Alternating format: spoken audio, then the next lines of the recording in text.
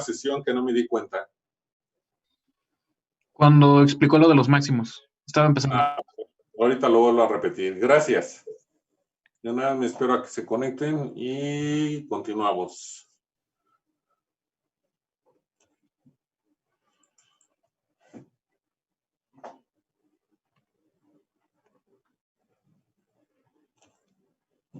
Bueno, entonces retomando por la cuestión de que no me percaté en qué momento se acabó la sesión, debe de cumplir cualquier función que consideremos periódica las funciones de Dirichlet, que cuáles son, primero, pues que podamos definir el intervalo de tiempo en el cual la función se vuelve a repetir, que generalmente es nuestro periodo, no generalmente, sino que es nuestro periodo. La segunda es que si tiene discontinuidades, no es una señal bonita, ya sea una señal triangular, un diente de sierra, una señal cuadrada, una señal de media onda, una señal senoidal, es decir, una señal bonita de las que nos gustaría siempre encontrar, tenga un número finito de discontinuidades, es decir, en este caso tenemos 1, 2, 3, 4, 5 y 6 discontinuidades. Es por ello que escribí 6 funciones aquí. Ya están definidas, por eso hablamos de un número finito, que si tiene máximos y mínimos, también sea un número finito, un número que pueda determinar, pues tenemos 1, 2, 3 mínimos, y tenemos 1, 2 y 3 máximos. Y hay que evaluar esa función desde el tiempo igual a 0 hasta el valor del periodo. Una vez que se defina cada una de esas funciones, porque aquí va a valer un valor, aquí tenemos una pendiente, aquí tenemos de nuevo un valor, otra pendiente, otro valor y luego 0. Es decir, una vez que definimos cada una de esas variables que manejamos, las vamos a transformar en la serie de Fourier, donde recuerden que tenemos 3 términos siempre para la serie de Fourier. El término constante, los términos coseno y los términos seno. ¿Qué detalle tenemos con esa serie de Fourier? Que siempre que exista un término constante, estamos hablando de corriente directa, que en muchas ocasiones también la escriben como corriente continua. Entonces, la manera de escribir no modifica el que estamos hablando de corriente directa o continua, y estos dos términos son de corriente alterna. Si la serie de Fourier contiene los 3 términos, bueno, pues tenemos una serie completa que además, ¿qué va a determinar la cantidad de términos de la serie de Fourier? Porque es infinita. Pues en cuestiones matemáticas tendríamos que definir cuáles serían nuestros valores. Aquí vamos a hablar de que esto vale 50. En cuestión eléctrica, cualquier circuito que trabaja al 50% de la corriente voltaje que necesita, va a implicar que ya está haciendo un esfuerzo más allá de lo necesario, por lo cual puede descomponerse. Es por ello que si trabajamos menos del 50%, podemos decir que ya nuestro circuito eléctricamente no funciona. Matemáticamente es el inconveniente. Recuerden que si ustedes hablan con una persona que es un físico matemático, pues les va a decir que 0 solo es 0. No hay eso de que 1 por 10 a la menos 1.000.000 sea 0 porque no es 0. Entonces, para evitar ese conflicto, nos vamos a enfocar en la parte eléctrica. ¿Qué significa? Que aunque no sea 0 el valor que ya tenemos de la serie de Fourier, podemos considerar que ese valor es tan pequeño que ya no va a afectar el resultado del circuito que tenemos. ¿Y cuál es ese valor que vamos a considerar siempre? Pues el 10% del valor máximo que nos den. En este caso, si a mí me están dando 50, pues el 10% sería 5. ¿Qué implica esto? Que cuando un término de la serie de Fourier valga 5 o sea menor a 5, pues ya no se va a considerar el siguiente término. O puede ser que el siguiente término, el primero nos dio 7 y el siguiente término baja hasta 1.4 por las variables que se tienen, pues entonces ya no tomamos ese término porque no va a afectar de manera significativa el resultado. Sí nos va a indicar más o menos cómo se modifica, pero no va a ser significativo ya. Es por ello que la serie de Fourier va a estar condicionada a que si ya estamos cerca o es el 10% del valor máximo que nos dieron, pues hasta ese momento nos vamos a detener y ya no vamos a continuar con la serie de Fourier, porque el circuito ya no va a funcionar.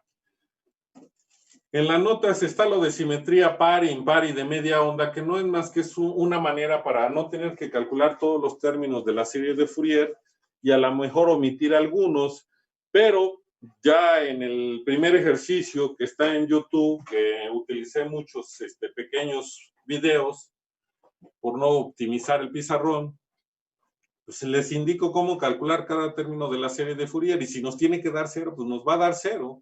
Ese sería el proceso más largo cuando hay que calcularlos todos, aunque nos demos cuenta que va a ser cero algún valor.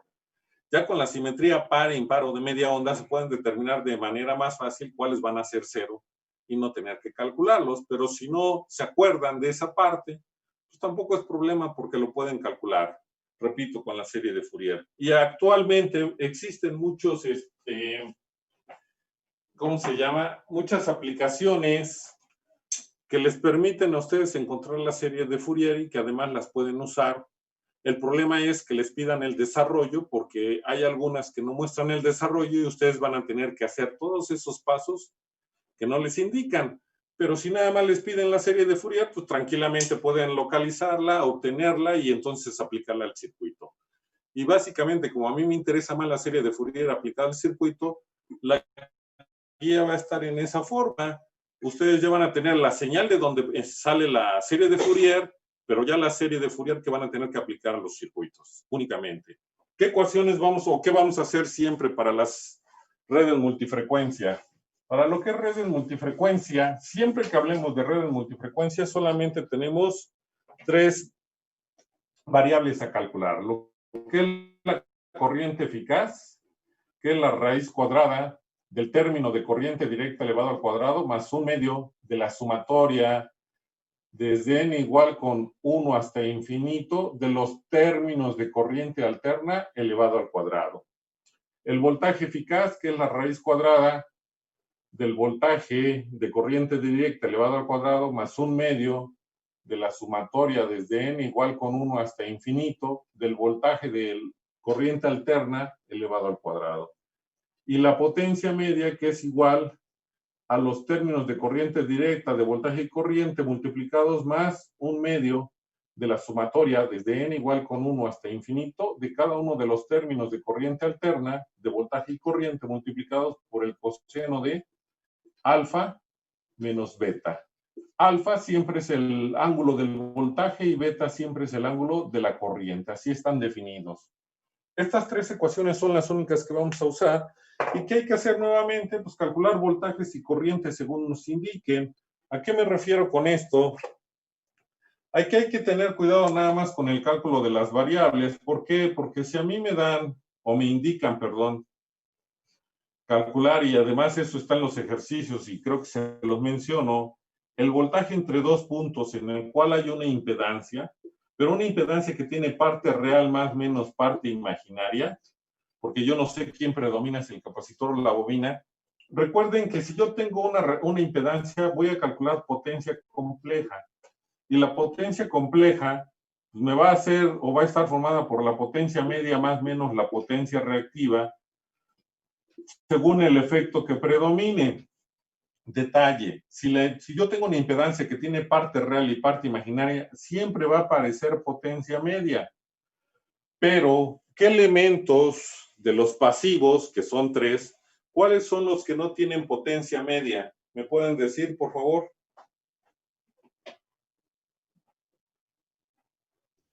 La bobina y el capacitor. La bobina y el capacitor. Entonces, eso nada más tienen potencia reactiva. Si a mí me piden calcular la potencia media solamente en un capacitor o solamente en una bobina o en una rama que contenga bobina y capacitor, ¿cuál sería su valor sin necesidad de calcularlo? ¿Cero? Cero. Pero eso ya es por concepto. ¿Cuál es ese concepto? Que el capacitor y la bobina solo tienen potencia reactiva, no tienen potencia media. El elemento que siempre tiene potencia media es la resistencia. Y si hablamos de una impedancia, al tener parte real y parte imaginaria, es por ello que la potencia media aparece. Pero no vamos a usar las ecuaciones de potencia, sino vamos a usar las ecuaciones de multifrecuencia. Entonces, hay un ejercicio donde calculo la potencia media en un capacitor Y el problema no son los valores de voltaje y corriente, porque sí se obtienen.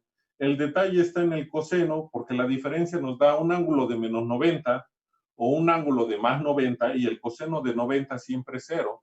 Por eso es que, y como no puede tener términos de corriente directa, porque al momento de que el capacitor en corriente directa es un circuito abierto, pues va a tener voltaje, pero no va a tener corriente cero. Si hablamos de una bobina que es un cortocircuito, pues va a tener corriente, pero no va a tener voltaje, por eso este término siempre va a ser cero. Aquí donde se ajusta es en el ángulo donde siempre va a ser 90 y nos va a dar cero. Entonces hay que tener cuidado con esa parte. Esa es una de la que hay que considerar siempre.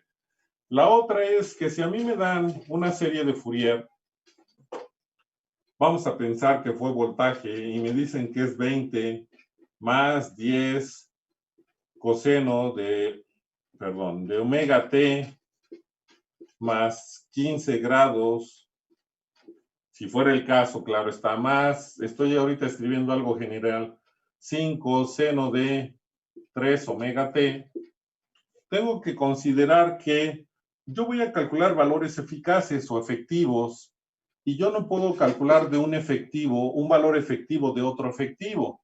Es por ello que en todos los términos de corriente alterna, cuando se transforma de su forma senoidal, que es esta, a su forma polar, cuando hablamos del voltaje 1, porque recuerden que su índice 1 empieza para la primera fuente de corriente alterna, este 0, lo transcribimos como 10 cis de, en este caso sería 15 grados. ¿Por qué no se divide entre raíz de 2? Porque aquí lo vamos a hacer. Aquí está el 1 sobre raíz de 2. Si no tenemos este término, porque no existe el de corriente alterna, pues aquí ya está el 1 sobre raíz de 2, porque la raíz de 1 es 1 y pues dejamos indicado la raíz de 2 de cada término de la serie de Fourier. Entonces es por ello que no se divide entre raíz de 2, porque ya tendríamos un valor eficaz y no puedo obtener un eficaz de otro eficaz. Por eso, en ningún momento se va a dividir entre raíz de 2 los valores de corriente alterna de la serie de Fourier. Esa sería una cuestión. La otra cuestión, recuerden que siempre nos interesa que las voltaje y corriente estén en fase. Esto implica, y además por cuestiones prácticas, nos interesa que empiece en cero para no tener una referencia que nos modifique o nos altera un poco lo que tenemos como nuestra guía, que es el cero. Y si empezamos con una fase, hablando del coseno, empieza en 90 grados si esto fuera ángulo. Es por ello que para todos los circuitos o todos los términos que tengan función coseno, aquí en los ejercicios, podría ser que por diseño los necesitan en coseno, pero eso ya sería por cuestión de diseño. Yo se los estoy indicando ahorita y espero que no haya problema. ¿Qué significa? Que siempre vamos a pasar todos los términos coseno de mi serie de Fourier a seno. ¿Y cómo lo vamos a lograr? Lo único que hay que hacer es cambiar la función y sumarle 90 grados. Significa que esto va a quedar de 105 grados en vez de 15, porque hay que sumarle 90 grados para no alterar el resultado, más 5 de seno t, de 3 omega t.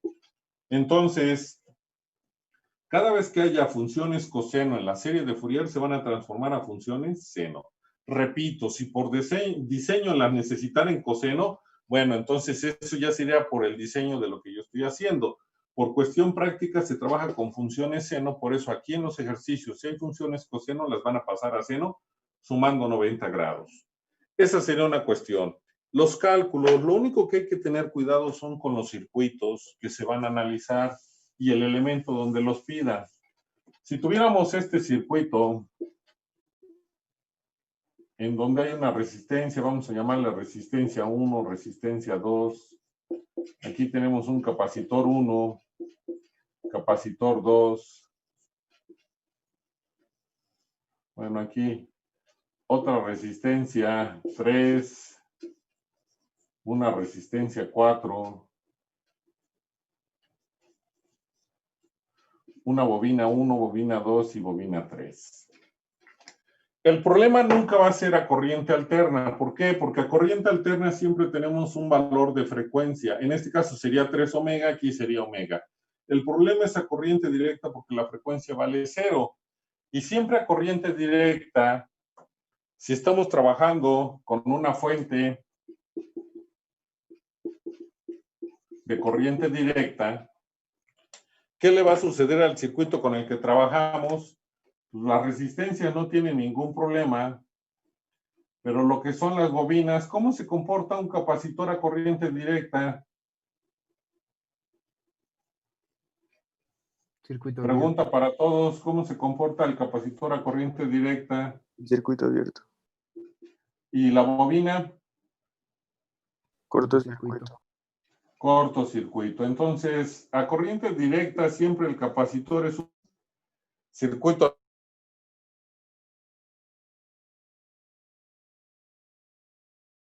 Profesor, creo ya se trabó por completo.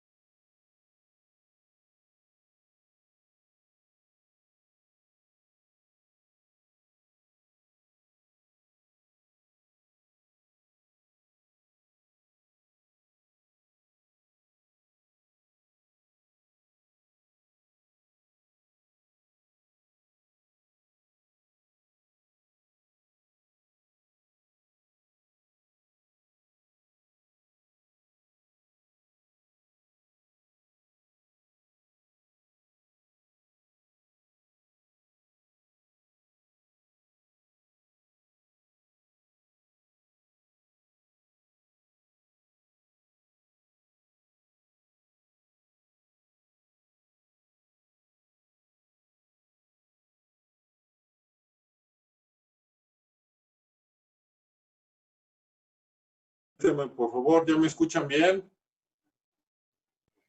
Sí. Sí. Gracias. Entonces, retomando, cada vez que hablemos de corriente directa, si a mí me hubieran pedido calcular cada uno de los voltajes o corrientes, o calcular la potencia o X cosa en los capacitores y bobinas, que hay que calcular voltajes y corrientes, pues aquí tendríamos el voltaje del capacitor 1,0, aquí tendríamos el voltaje 2,0, aquí estaría la corriente 1,0, aquí estaría la corriente 2,0 y aquí estaría la corriente 3,0. ¿Qué detalle tiene el circuito? Lo voy a escribir aquí arriba por cuestiones de espacio. Primero, si yo calculo el voltaje 1, que va a ser mi referencia, recuerden que es como decir, hay que calcularlo de A a B. Significa que tengo que empezar en este punto, pasar por mis elementos del circuito y llegar a B. Si lo analizamos, si este es un circuito abierto, aquí no hay corriente, y si aquí no hay corriente, no hay voltaje. En este elemento que estamos circulando, este sí está en una trayectoria cerrada, por lo tanto, este sí va a tener voltaje. ¿Qué significa? Que puedo decir que el voltaje 1 para mi fuente de corriente alterna pues va a ser igual a R1 por J. ¿Por qué no considero este? Porque esto ya es un circuito abierto y entonces en toda esta parte ya no hay corriente. Eso sería para el voltaje. Para el otro voltaje, esto sigue siendo ahora A y B, porque mencioné que era en cada capacitor. Mi recorrido es este de aquí. Significa que voy a pasar por la resistencia 3, que ya había yo dicho que no tiene voltaje, y por la resistencia 4, que de nuevo está en un circuito abierto, no va a tener corriente, tampoco va a tener voltaje. Por eso mi voltaje 2 de corriente directa pues es igual a 0. No tengo por qué calcularlo. De las corrientes, con lo que yo mencioné, la corriente 1 es la única que está en una trayectoria cerrada, porque aquí está un circuito abierto y aquí hay otro circuito abierto. Entonces, la corriente 1 sería igual a J, la corriente 2 de corriente directa sería 0 y la corriente 3 de corriente directa sería 0. Con esto, ¿qué quiero que ustedes tengan en cuenta? Está en función mucho los voltajes corrientes, de cómo y en qué posición estén los elementos, sobre todo de corriente directa. Repito, a corriente alterna no hay problema, es en corriente directa nada más. Porque puede ser que unos valores sean en automático cero por los circuitos abiertos que se generaron, o que elimine alguna resistencia porque quedó en paralelo a un cortocircuito. Entonces, eso es lo que se debe de tener cuidado al momento de calcular. La alterna no va a cambiar. En el último ejercicio, utilicé dos métodos distintos para calcular los mismos variables que se pedían, porque yo les estuve mencionando en los videos que con los términos de corriente alterna, si son demasiados, en este caso son dos, pero si fueran 4 o 5 términos de corriente alterna, si yo en el primer término que sustituí para calcular los valores en mi circuito se me hace muy complicado, con el segundo término puedo usar otro método y después compararlo si es más fácil. Si el segundo es más fácil, pues con la otra fuente, con las otras dos o con las fuentes que yo tenga todavía más de corriente alterna, ya repito, no el primero, sino el segundo que era más fácil. Si yo hice un primero, segundo y todavía tengo más fuentes y el tercero lo hago por otro método y me sale más fácil, pues ya las que me faltan los hago con el tercero, no lo hago ni con el primero ni con el segundo. Entonces, esa es la ventaja corriente alterna, que si el método que yo escogí considero que es el idóneo, lo único que hago es repetir el método cambiando los valores de las fuentes y los valores de la frecuencia de trabajo y al mismo tiempo pues el valor de la impedancia de la bobina y del capacitor. No hablo del valor de la resistencia porque ese se queda fijo. De todas formas, se los indico ahí en los videos que ya hice en YouTube y que ya están arriba, que ya pueden empezar a ver. Pero por eso les mencioné, hoy envío la guía en un momento de multifrecuencia. No son muchos ejercicios porque, repito, vamos a tener que calcular voltajes y corrientes. Nada más hay que identificar qué se hace con la serie de Fourier aplicada al circuito y eso pues, con 4 o 5 ejercicios ya van a saber qué hay que hacer siempre, que es trabajar con superposición, tomar cada fuente por separado y aplicarla al circuito. Entonces, eso es lo que se va a hacer. Usted hoy mando la guía, son pocos ejercicios para que terminen. El examen quedaría para el día 20 de enero. El examen de multifrecuencia. Entonces, para ese día queda el examen, para ese día me entregan los videos de YouTube y me entregan también la guía de multifrecuencia, lo único que queda el resumen. El último tema, como es muy enfocado a la parte eléctrica, y además es un poco extenso, ya no me va a dar tiempo verlo, ya no lo vamos a considerar para examen. Detalle, hay demasiados videos en YouTube de circuitos trifásicos, por eso es que, soy sincero, no me preocupa mucho esa parte, porque es algo que ustedes pueden investigar si lo requieren sin ningún problema. Porque de eso sí hay demasiados videos, porque es netamente eléctrico. La cuestión que nosotros usamos de mallas, que es únicamente desarrollada por un profesor de la Academia de Circuito, que fue el que inició con circuitos eléctricos en ESIME Zacatenco, es por ello que nos enfocamos en esa parte, porque no es muy común usarla, aunque es más fácil una vez que se domina, sobre todo cuando hay acoplamientos para trabajar. No es lo mismo. Si nada más con 2 acoplamientos se utilizan el método tradicional del método de mallas, van a ver cómo se les complica calcular el voltaje cuando hay acoplamientos. En cambio, con el método desarrollado por el doctor Enrique Bustamante Yaca, es muy sencillo. Entonces, es por ello que se emplea aquí en circuitos eléctricos de ESIME Zacatenco. Es por eso que sí me enfoqué más en esa parte. De circuitos trifásicos ya no lo vamos a ver nosotros. Queda la referencia en sus notas y si no le entendieran a las notas, repito, hay muchos circuitos en YouTube, muchos tutoriales en YouTube y también mucha información de circuitos trifásicos como para que ustedes pudieran investigar y entenderle con todo lo que ya llevan atrás. Quizá nada más habría que considerar las cargas, pero bueno, hay muchos tutoriales que lo explican muy bien. Entonces, ya no vamos a ver el último tema, queda como referencia nada más para que lo tengan en cuenta. Y hasta aquí nosotros vamos a llegar a lo que es de temas. A ver, es decir, ya no me entregan el resumen de trifásicos. no se van a hacer ejercicios y terminamos con multifrecuencias. ¿Alguna duda o pregunta?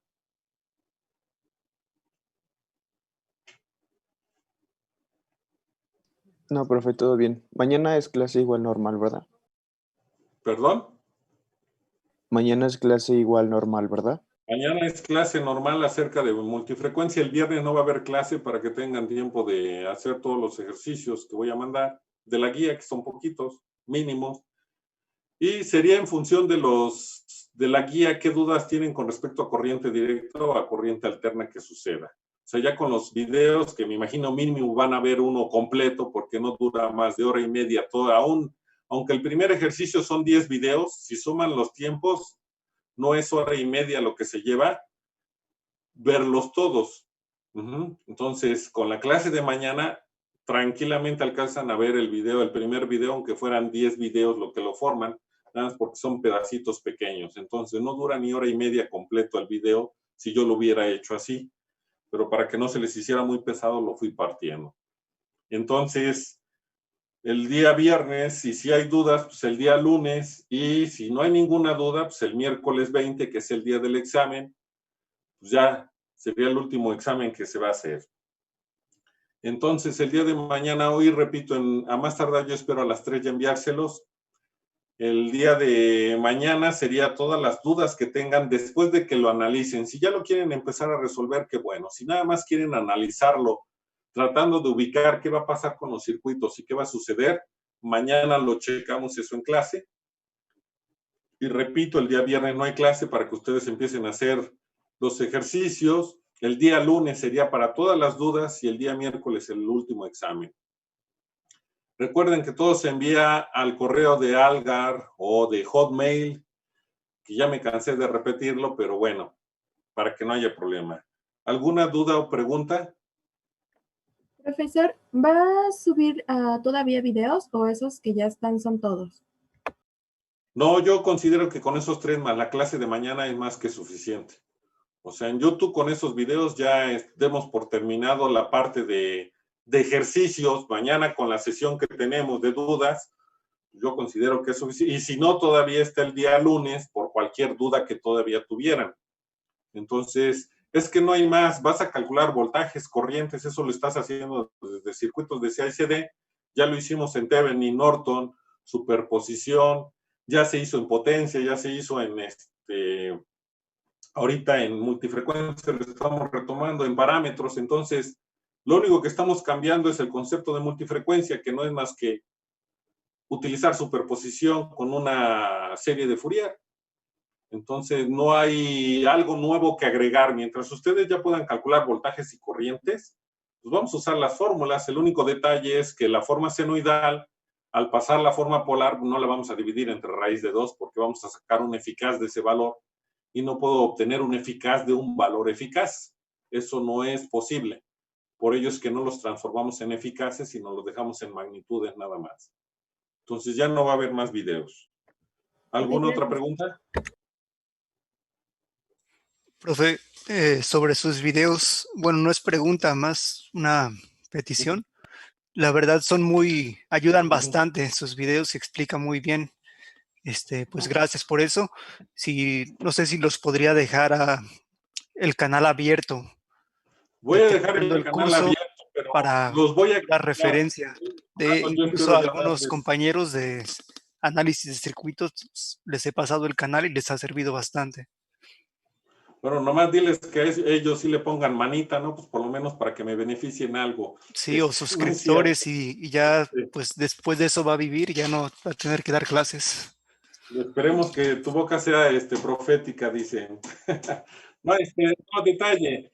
El canal lo voy a dejar abierto, pero sí voy a modificar unos videos. Recuerden que en unos me equivoqué y después les hice la corrección en el grupo. Entonces, sí voy a modificarlos, pero mientras los voy a dejar ahí arriba y voy a llevar ya un orden. Voy a tratar de ocupar de manera más eficiente el pizarrón para que no sean tantos videos. Entonces, yo no voy a emitir, además de que ahora sí, en estas vacaciones de semestre, pienso hacer los videos de bien el método de mallas, especificando cada parte, igual del método de nodos, para que no haya problema y quien se quiera enfocar a Maya Sínodos tenga esos videos como referencia y no les afecte a los demás. Entonces, no los voy a cerrar todavía, sí los voy a ir modificando, pero para mejorarlos en lo mayor posible que yo pueda. Entonces, Muchas sí, gracias. no hay problema con esta parte. Ajá. Bueno, entonces, si no hay más, porque ya se va a acabar el tiempo, pues nos vemos el día de mañana con todas las dudas que tengan. En unos minutitos les mando ya la guía para que la empiecen a ver. Son 4 ejercicios. Claro que con tantos cálculos, pues se hacen un poquito largos, porque no complicados, puesto que ya les mencioné que hay que repetir lo mismo y lo van a ver en los videos que se repite. Entonces, pues sería todo por el día de hoy y mañana nos vemos para cualquier duda y de todas formas el lunes también. El día viernes es para que puedan ver los videos, avanzar con las clases y si no, pues no hay más. Entonces yo me espero a que se corte la señal o ya no haya nadie para poderme salir y nos vemos.